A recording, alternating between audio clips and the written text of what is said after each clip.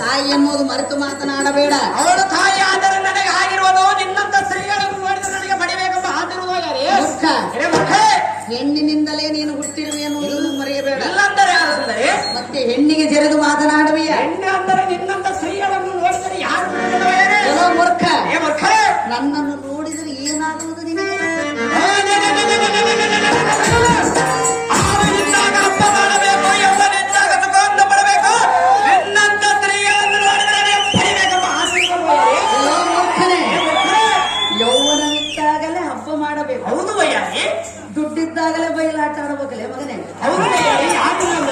ಬಂದ ಅಷ್ಟೇ ಮಳೆ ಬೆಳೆ ಇಲ್ಲದ ಸಮಯದಲ್ಲಿ ನೀನು ಈ ರೀತಿ ಉರಿಯುವುದು ನ್ಯಾಯವೇನೋ? ಸುಂದರಿ, ನ್ಯಾಯದಿಂದ ನಡೆದರೆ ಎಲ್ಲವೂ ಒಳ್ಳೆಯದಾಗುವುದು. ಹೌದು. ಇಲ್ಲಂದರೆ ಯಾರು ಸುಂದರಿ? ಮೂರ್ಖನೇ, ಮೂರ್ಖ, ಬಂಡನೆ, ಪರನಾರಿಯ ಸಂಗ